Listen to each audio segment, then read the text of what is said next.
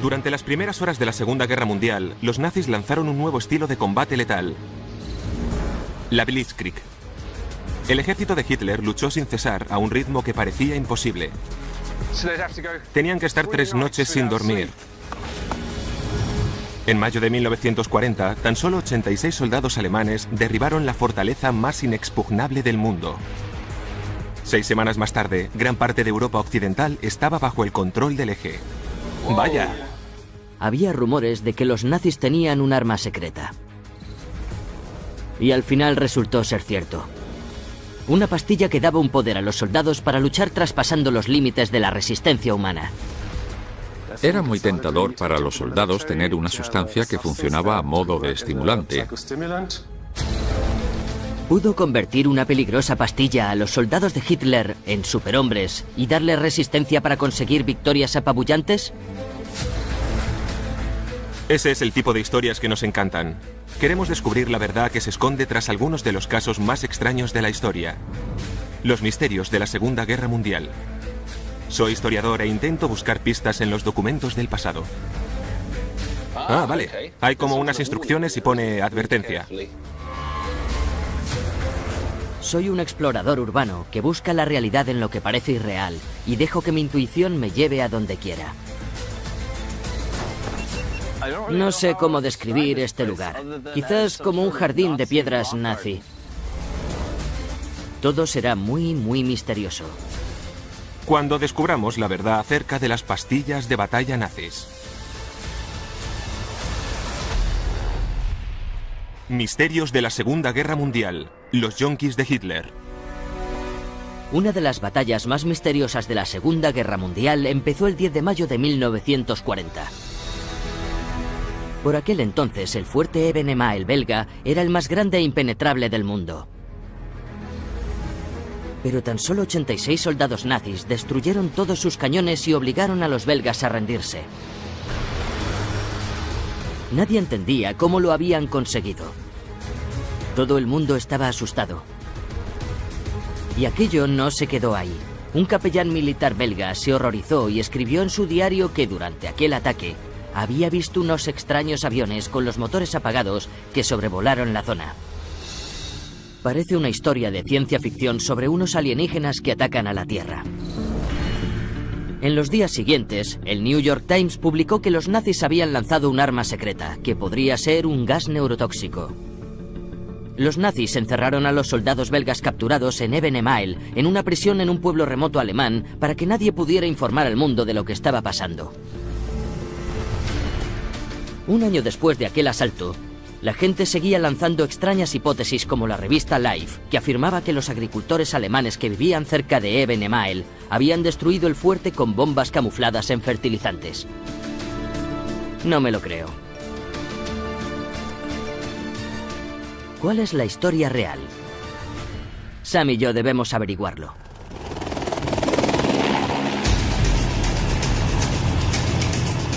Ah, ya lo veo. Ebenemael. Es un fuerte de unos 760 metros. Es inmenso. Sí. Bajo estos preciosos y pacíficos campos, había 5 kilómetros de túneles y búnkeres a 20 metros de profundidad. Habitaciones para 1.200 hombres y cañones que podían lanzar un proyectil a 10 kilómetros de distancia. ¿Por qué es tan grande? ¿Y por qué tenían tantas armas? Los belgas aprendieron la lección tras la Primera Guerra Mundial. Nos referimos a cuando los alemanes invadieron su país en 1914. Los belgas juraron que nunca más les volvería a pasar. Por eso construyeron el fuerte más grande del mundo en este lugar aparentemente pacífico. Estaba localizado aquí para que pudieran frenar a los alemanes si intentaban avanzar hacia Bélgica. Para que el ejército alemán pudiera invadir Bélgica, tenía que derribar este fuerte para luego atravesar ese canal y esos puentes.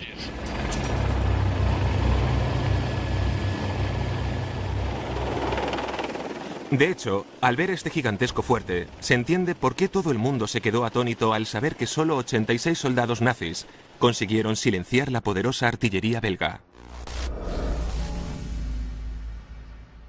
Ojalá nos pueda ayudar a entender aquel extraordinario suceso. Claro, una de sus armas secretas fueron los planeadores.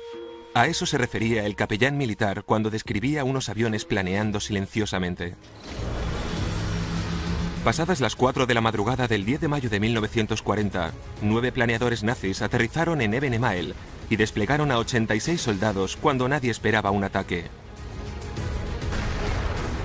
Los nazis eran unos expertos con los planeadores, aunque irónicamente hubieran perdido la Primera Guerra Mundial y les hubieran prohibido tener fuerzas aéreas. Pero el Tratado de Versalles no especificaba nada sobre planeadores.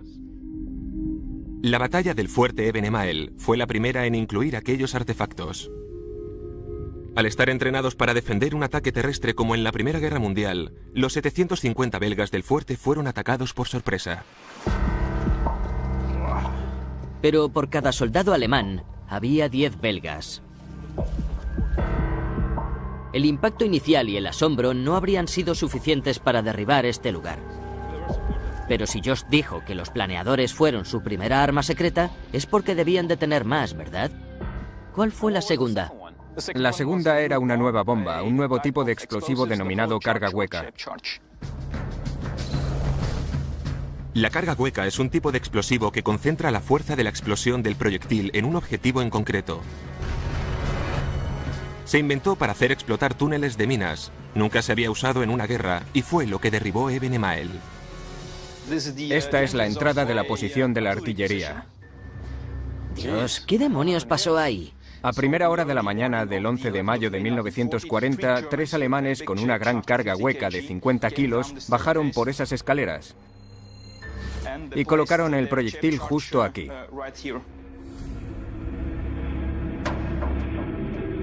La idea era destruir esta barrera para evitar el contraataque de los belgas.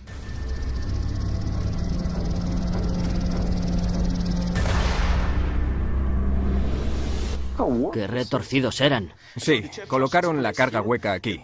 Destruyeron la parte izquierda de la barrera contra la pared, pero salió mucho aire a presión que se introdujo en el sistema del túnel y parte del mismo explotó contra la pared, que luego provocó que esta columna se destrozara. ¿Entonces esto es el rebote contra el hormigón? Sí. Vaya potencia tenía. Sí, pero el aire a presión se dirigió hacia la escalera que veis ahí, así que destruyeron toda esta estructura de 20 metros de alto.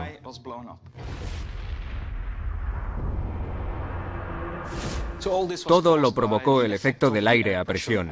¿Qué fue lo que creó esta obra de arte contemporánea?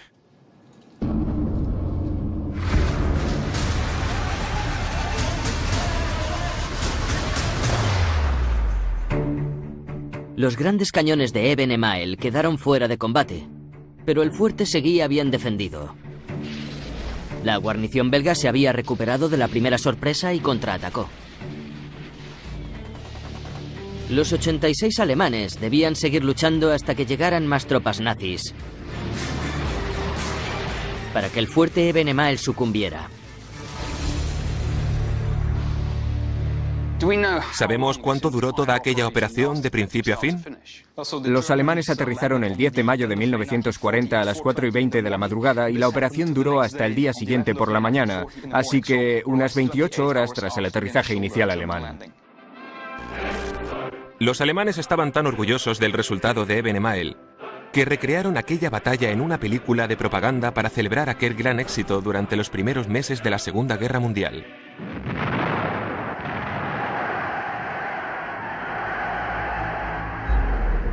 Hitler se había inventado una nueva forma de ataque letal.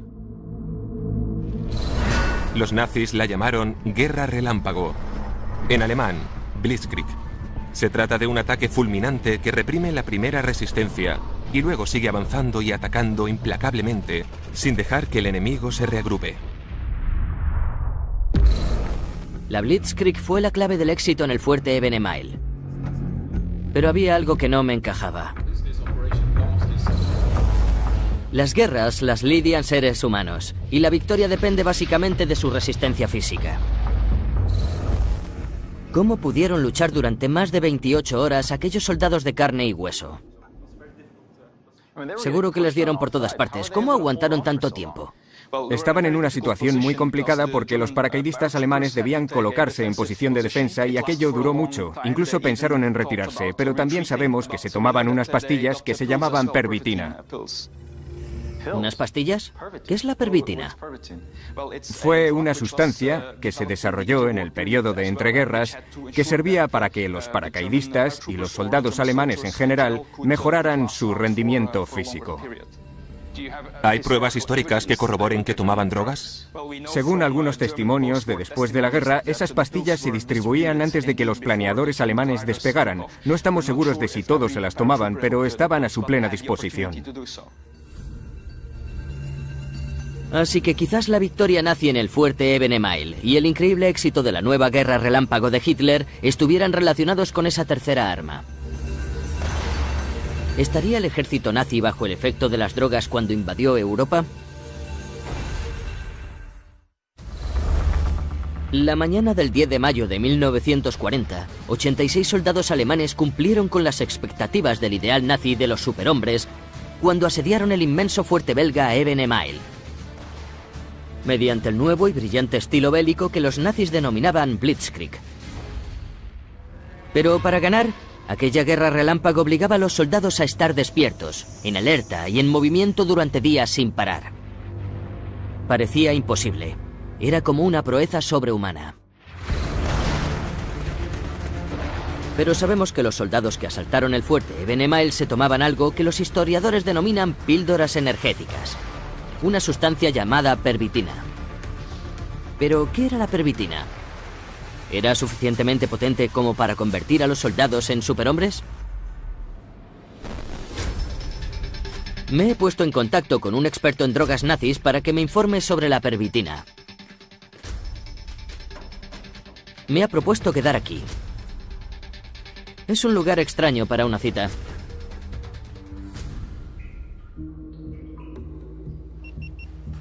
Parece una zona industrial abandonada. Aquí vemos que había un sistema de tuberías bajo los desagües, suelos embaldosados y muchos tipos de tomas eléctricas.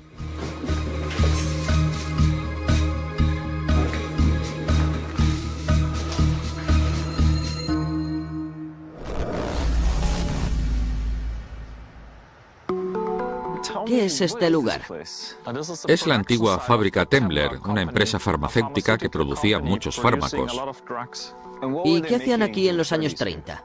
Fabricaban una famosa sustancia llamada pervitina, hoy en día conocida como cristal. ¿Cristal? Exacto. Es increíble. La pervitina era cristal, sustancia muy adictiva que te destroza la vida.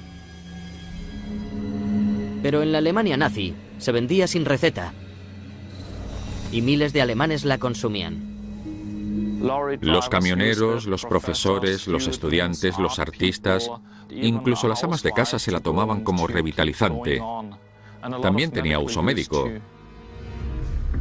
Era muy común. No había restricciones ni se necesitaba receta. La podías comprar en la farmacia y toda la que quisieras, así que se extendió por toda Alemania. ¿Cómo llegó al sector militar? Los soldados leyeron algunos artículos sobre la pervitina y después se sometieron a pruebas en la Academia Militar Médica.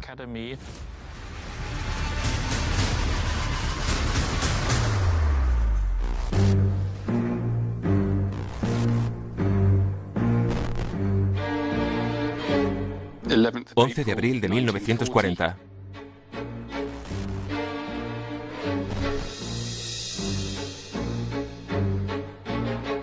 Grupo 1, Grupo 2. Experiencias con pervitina.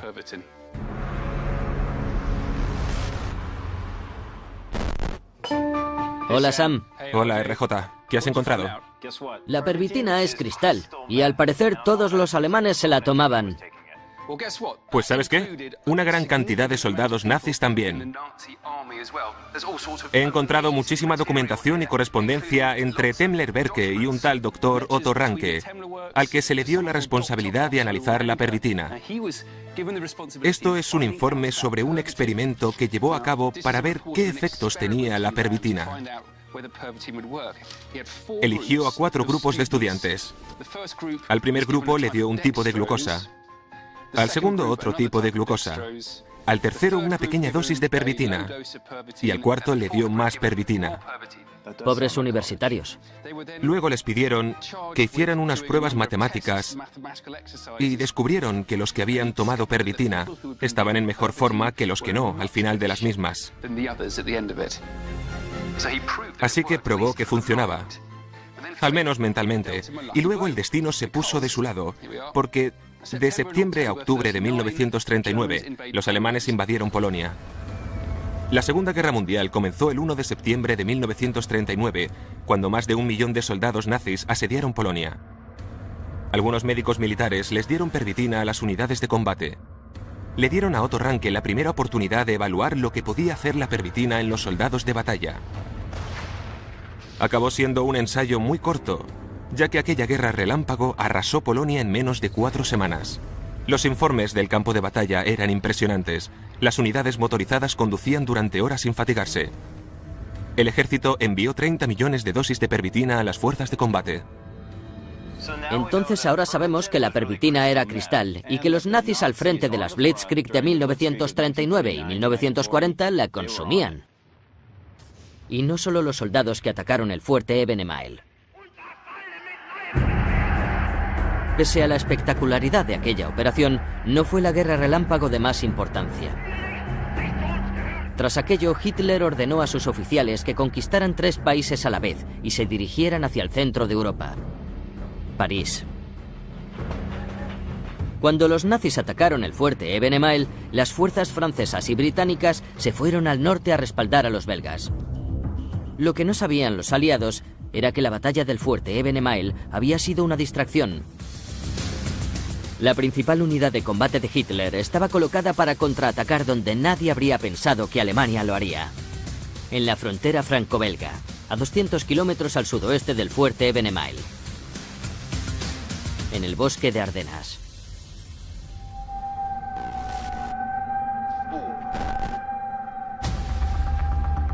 Este bosque es increíble. ¿Es así de frondoso por todas partes? Sí, es así por todo. Por eso los aliados no esperaban que los alemanes se atrevieran a entrar. Un ataque sorpresa en Ardenas era una idea brillante, pero también era muy arriesgado. Para sorprenderles, los soldados nazis tenían que caminar sin parar durante 4 días una distancia de 170 kilómetros, la mayor parte del tiempo por un bosque frondoso. 4 días. Tenían que estar 3 noches sin dormir y solo con subir esta pendiente te das cuenta de lo complicado de la hazaña. Eso son 4 días corriendo una maratón diaria. Sí, tenía sentido que los aliados no esperaran que lo hicieran, porque atravesar un bosque así, en las Ardenas, es casi imposible. Las tropas nazis que atacaron esta zona en 1940 debieron de tomar píldoras de pervitina. Esta droga les aportaría el vigor que necesitaban para iniciar aquella guerra relámpago en este terreno. ¿Pero la necesitaban realmente? RJ cree que sí. Yo no estoy tan convencido.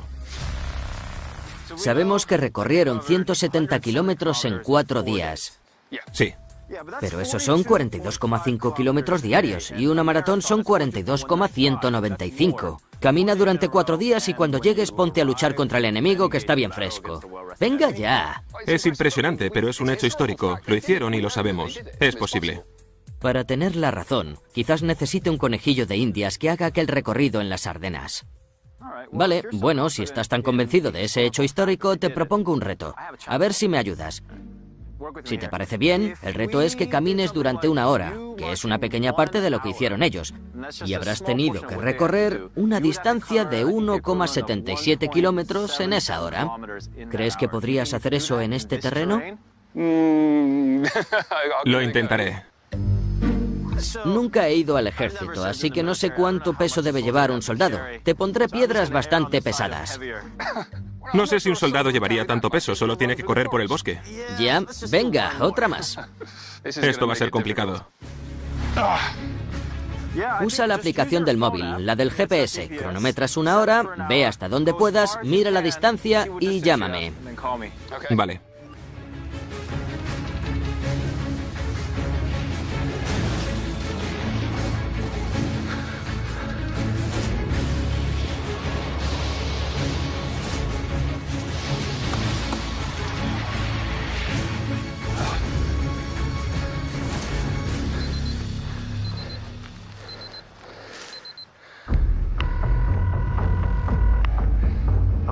¿Te ha retrasado? Ya lo sé. Solo he conseguido caminar 1,5 kilómetros. No está mal, pero no son 1,77. No lo has conseguido. No, el terreno es horrible. Ya, y ten en cuenta que tienes que seguir caminando otras 23 horas, más 3 días, más lidiar una batalla con el enemigo. ¿Qué va? Eso es casi imposible. ¿Puedes venir a recogerme en coche? Estoy muerto. Vale, adiós. Ahora que he comprobado qué significa caminar por las Ardenas, me inclino a pensar que el combustible de la Blitzkrieg de 1940 fue la pervitina. Al atacar entrando por las Ardenas, los nazis obtuvieron una impresionante victoria sobre las fuerzas francesas y belgas, cuyo número sobrepasaba al del invasor. 5 semanas más tarde, se dirigieron hacia París. ¿Fue la pervitina lo que les hizo ganar aquella guerra relámpago? El consumir una sustancia tan potente como el cristal debió de ayudar a los nazis a triunfar en la batalla. Pero, ¿qué se experimentaba al luchar bajo los efectos de la pervitina? Vamos a conocer a alguien que la probó. Hola, Eric. Hola. Encantado de conocerle. Es un privilegio poder hablar con usted.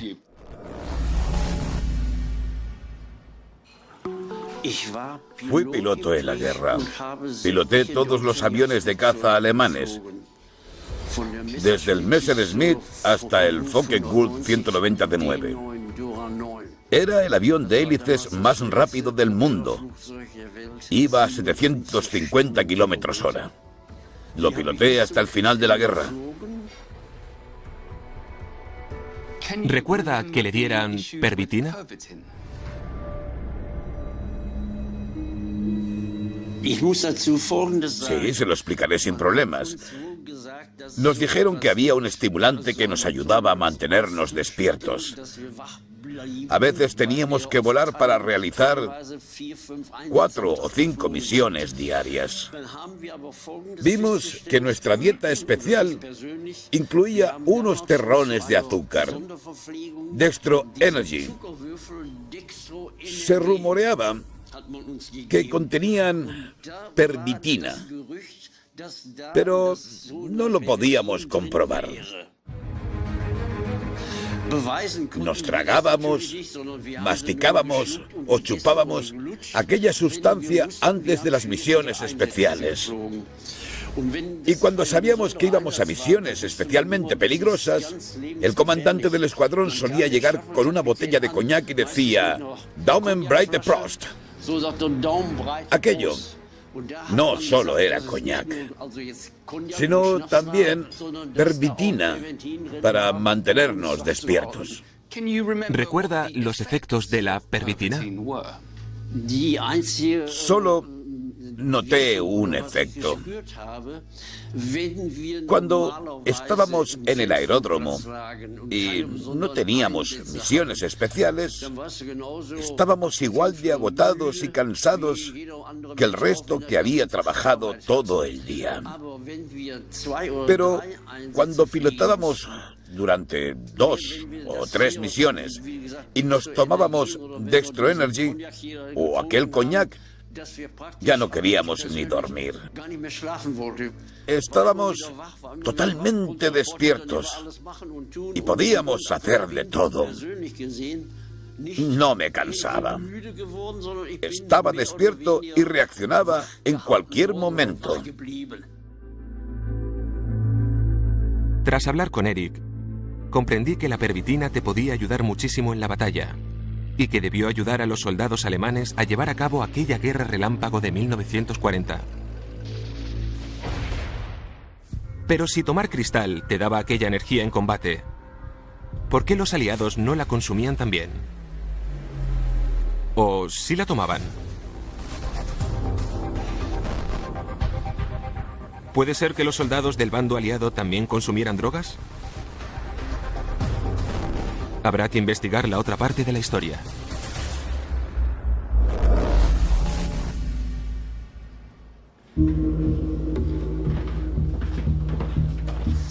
Lo primero que haremos será analizar este kit de supervivencia.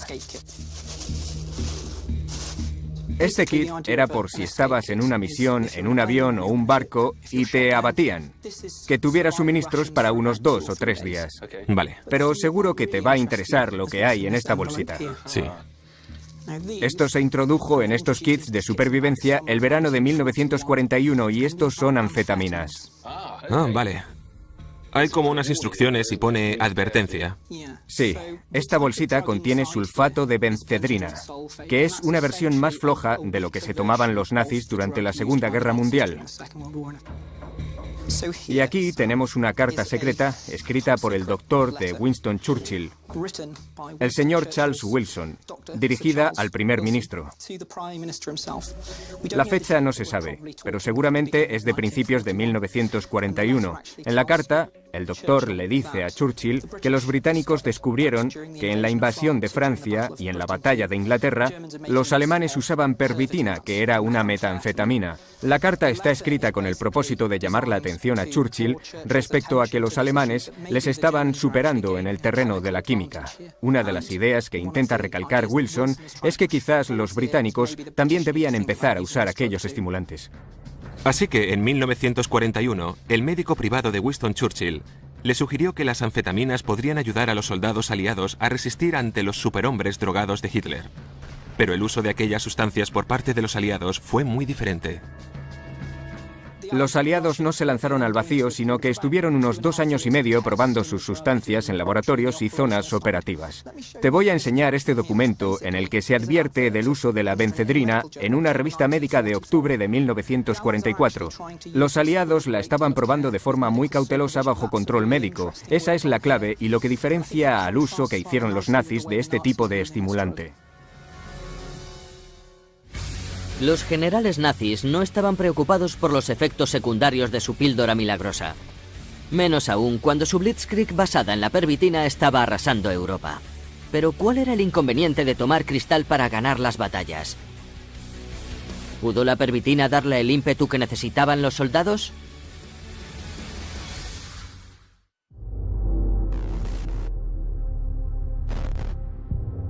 Esto es todo lo que sabemos sobre la pervitina, la droga nazi. Era cristal. En la Alemania nazi la podías comprar sin receta. Miles de alemanes la consumían. El ejército se la daba a los soldados que iniciaron la ofensiva contra Polonia y Francia. Y les permitía luchar sin sentirse fatigados. No es de extrañar que a los oficiales nazis les encantara.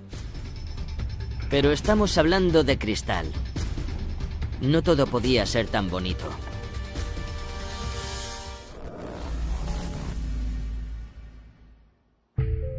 Sasha, estoy intentando investigar por qué la gente tomaba pervitina, que en realidad era cristal.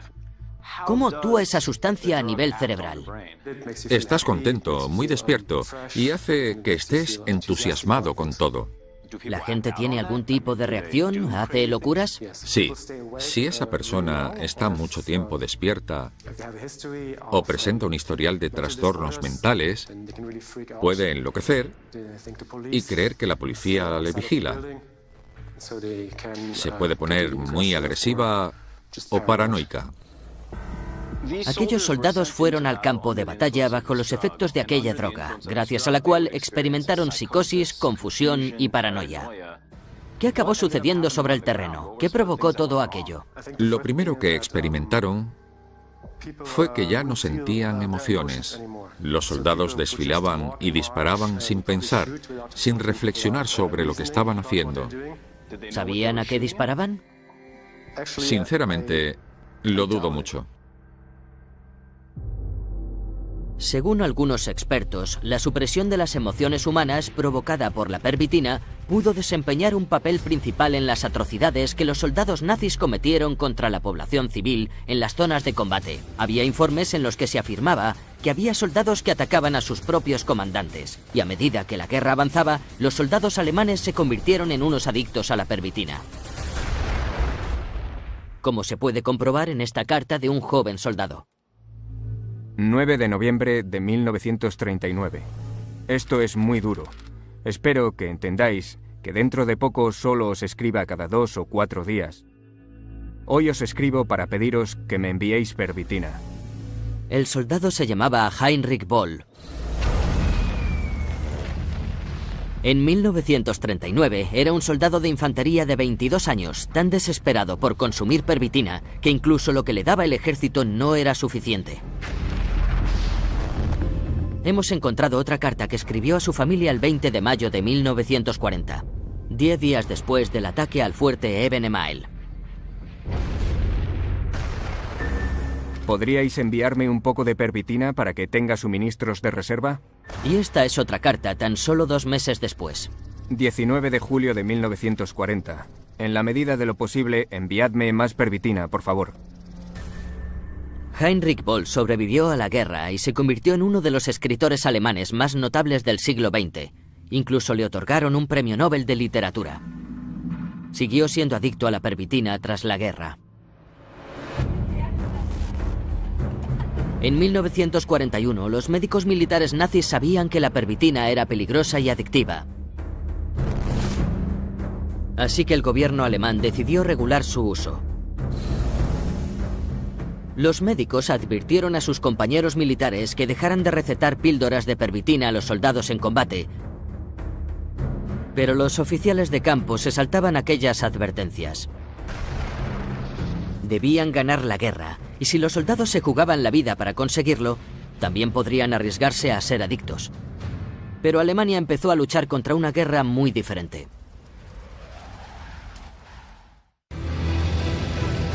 En el invierno de 1941, la Blitzkrieg se había acabado. El ejército de Hitler estaba bloqueado en una desesperada batalla contra los soviéticos en las inmensas planicies y las calles de las ciudades de Rusia. La resistencia del Ejército Rojo y el invierno ruso bloqueaban el avance nazi, y los alemanes empezaron a sucumbir. La pervitina ya no proporcionaba victorias. Los hombres solo se dedicaban a sobrevivir al infierno del Frente Oriental.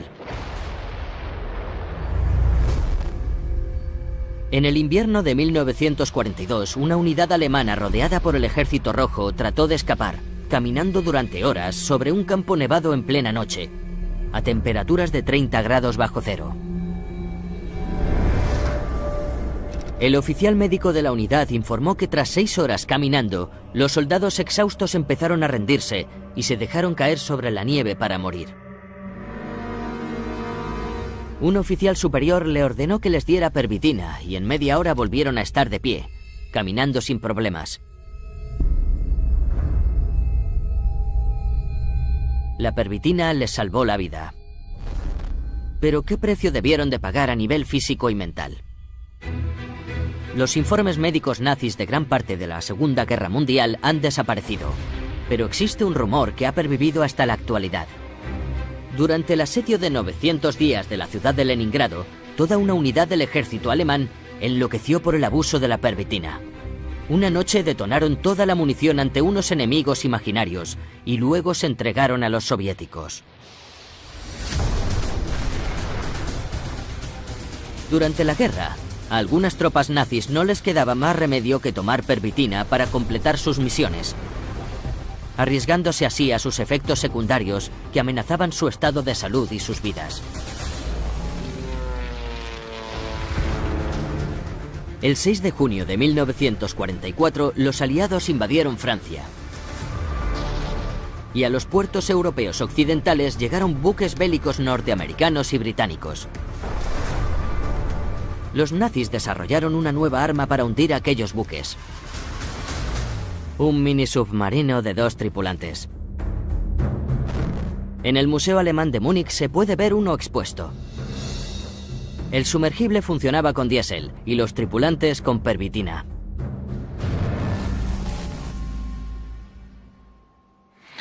Este es un mini submarino que entró en acción en 1944. Las misiones destinadas a estos sumergibles solían durar 4 días, 4 noches y a veces más tiempo. Así que indudablemente los 2 tripulantes debían olvidarse de dormir.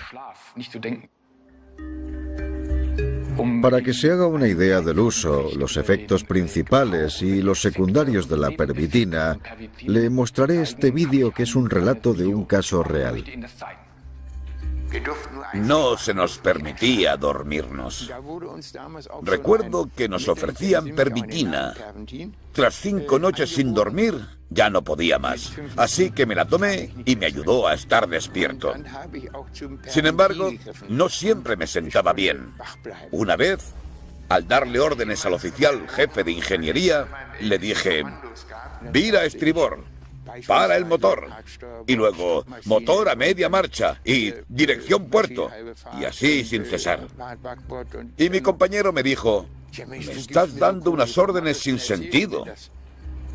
Y luego le dije que me había imaginado conduciendo por una calle y que las chicas me iban saludando. Algo totalmente absurdo. Así que creo que aquellos eran los efectos secundarios negativos de la pervitina. Pero en vez de prohibir su uso, el ejército nazi intentó desarrollar una nueva droga que fuera más potente. La probaron con los tripulantes de aquellos submarinos y obtuvieron unos resultados trágicos. Aquella droga se llamaba D9. Dosis número 9. Contenía 10 combinaciones diferentes de 3 drogas. Una era pervitina, otra cocaína y la tercera era eucodal, oxicodona, un derivado de la morfina con un alto potencial adictivo. El D9 se probó en 50 marines de forma poco científica. Supusieron que aquella droga los mantendría más despiertos todavía, pero no fue lo que sucedió. Los tripulantes sufrían alucinaciones y pilotaban los buques incorrectamente, de modo que el submarino no llegaba a la superficie y se hundían en el peor de los casos. Existen muchos ejemplos de ello, como uno que sucedió en el mar Báltico, en el que 10 submarinos salieron a navegar para probar el D9 y solo volvieron 4. Pero los tripulantes sacrificados en los submarinos no fueron las únicas víctimas en aquella búsqueda de la droga perfecta para la batalla. Los nazis también llevaron a cabo un extraño test en seres humanos que ya estaban programados para su extinción.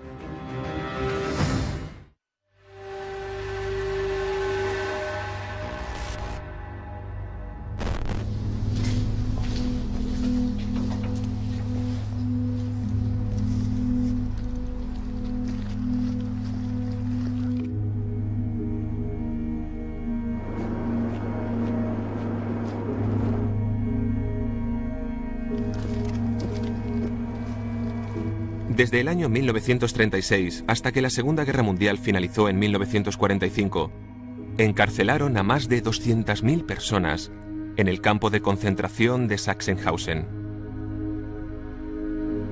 Los judíos, los romaníes, los homosexuales, los obreros esclavos de Polonia y de la Unión Soviética y los prisioneros de guerra de los aliados fueron la mano de obra de este campo. Fallecieron decenas de miles. Y utilizaron a algunos prisioneros de conejillos de Indias. Al parecer, en este campo se realizaban experimentos médicos y pruebas con sustancias bajo el lema «El trabajo te hará libre». He quedado con una persona que me aportará más información del lugar. Voy a dar una vuelta.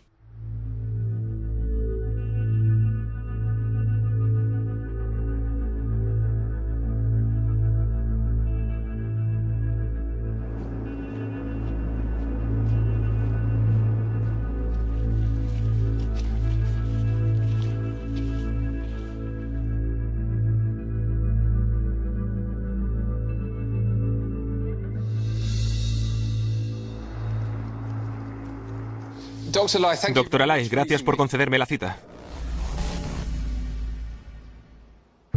¿Puede ser que aquí se hicieran pruebas con un nuevo tipo de droga?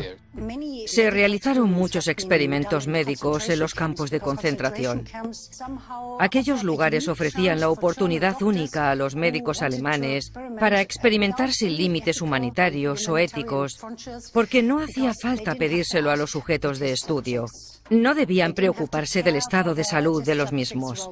El único objetivo era realizar los experimentos.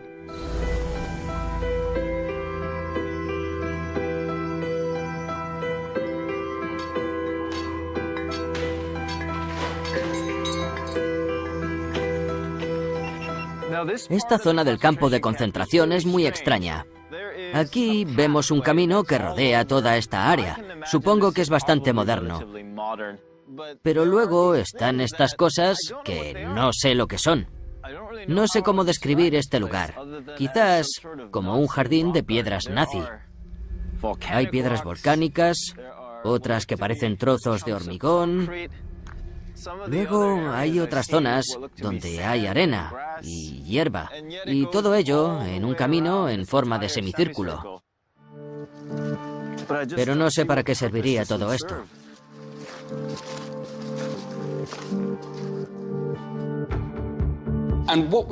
¿Qué vínculo había entre este campo en particular y aquella nueva droga? Estaba relacionado con el camino para probar calzado. Cuando empezó la guerra, el resto de países dejaron de exportar cuero a Alemania. Las empresas alemanas tuvieron que crear un cuero artificial para suministrar al ejército nazi con botas. En Sachsenhausen, ordenaron a un grupo de prisioneros que se pusieran aquellos zapatos fabricados con cuero artificial y que caminaran 40 kilómetros diarios sin parar. Para su asombro, podían hacerlo. Pero lo que no sabían los reclusos es que resistían físicamente gracias a una combinación de cocaína, oxicodona y pervitina. Tengo un testimonio de un recluso polaco, Tadej Grodzki.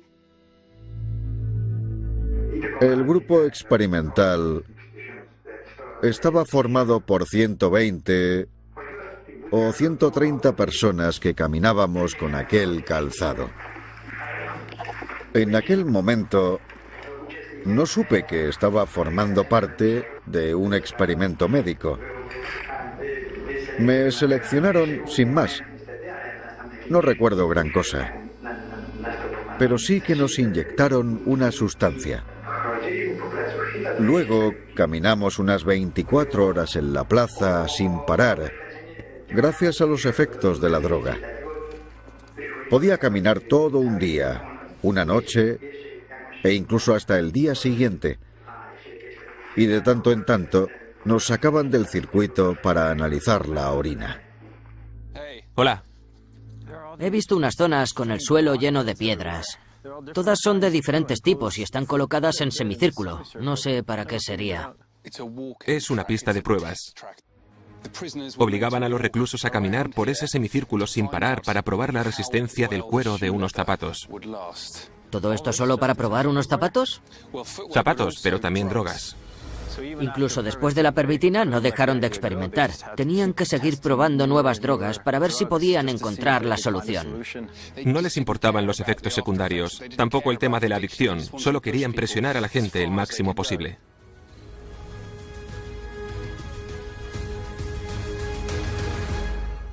Por suerte, la guerra finalizó antes de que los nazis crearan más drogas para los soldados.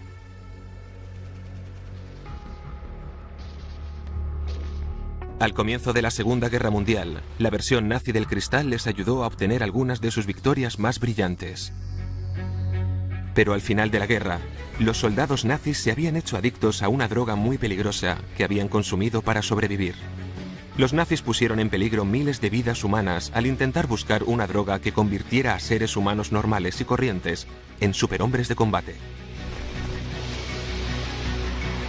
Los fallecidos del campo de concentración y las tropas del frente nazi fueron las víctimas de un régimen despiadado al querer sacrificar a quien fuera con tal de cumplir aquel sueño por dominar el mundo. Nazis. Misterios de la Segunda Guerra Mundial. Los yonkis de Hitler. Una de las batallas más misteriosas de la Segunda Guerra Mundial empezó el 10 de mayo de 1940. Por aquel entonces, el fuerte Ebenema, el belga, era el más grande e impenetrable del mundo. Pero tan solo 86 soldados nazis destruyeron todos sus cañones y obligaron a los belgas a rendirse. Nadie entendía cómo lo habían conseguido. Todo el mundo estaba asustado. Y aquello no se quedó ahí. Un capellán militar belga se horrorizó y escribió en su diario que durante aquel ataque había visto unos extraños aviones con los motores apagados que sobrevolaron la zona. Parece una historia de ciencia ficción sobre unos alienígenas que atacan a la Tierra. En los días siguientes, el New York Times publicó que los nazis habían lanzado un arma secreta, que podría ser un gas neurotóxico. Los nazis encerraron a los soldados belgas capturados en Ebenemael, en una prisión en un pueblo remoto alemán, para que nadie pudiera informar al mundo de lo que estaba pasando. Un año después de aquel asalto, la gente seguía lanzando extrañas hipótesis como la revista Life, que afirmaba que los agricultores alemanes que vivían cerca de Ebenemael habían destruido el fuerte con bombas camufladas en fertilizantes. No me lo creo. ¿Cuál es la historia real? Sam y yo debemos averiguarlo.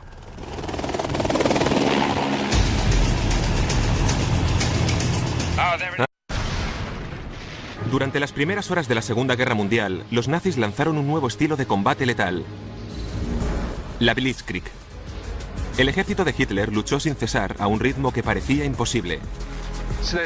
Tenían que estar 3 noches sin dormir. En mayo de 1940, tan solo 86 soldados alemanes derribaron la fortaleza más inexpugnable del mundo. 6 semanas más tarde, gran parte de Europa occidental estaba bajo el control del eje. ¡Vaya! Había rumores de que los nazis tenían un arma secreta. Y al final resultó ser cierto. Una pastilla que daba un poder a los soldados para luchar traspasando los límites de la resistencia humana. Era muy tentador para los soldados tener una sustancia que funcionaba a modo de estimulante.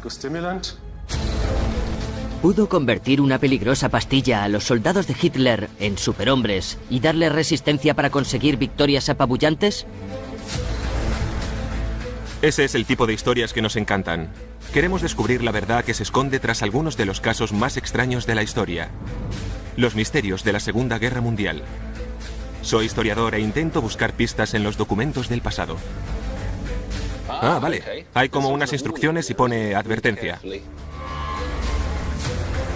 Soy un explorador urbano que busca la realidad en lo que parece irreal y dejo que mi intuición me lleve a donde quiera. No sé cómo describir este lugar. Quizás como un jardín de piedras nazi. Todo será muy, muy misterioso. Cuando descubramos la verdad acerca de las pastillas de batalla... ¡Ah, ya lo veo! Ebenemael. Es un fuerte de unos 760 metros. Es inmenso. Sí. Bajo estos preciosos y pacíficos campos, había 5 kilómetros de túneles y búnkeres a 20 metros de profundidad. Habitaciones para 1.200 hombres y cañones que podían lanzar un proyectil a 10 kilómetros de distancia. ¿Por qué es tan grande? ¿Y por qué tenían tantas armas? Los belgas aprendieron la lección tras la Primera Guerra Mundial. Nos referimos a cuando los alemanes invadieron su país en 1914. Los belgas juraron que nunca más les volvería a pasar. Por eso construyeron el fuerte más grande del mundo en este lugar.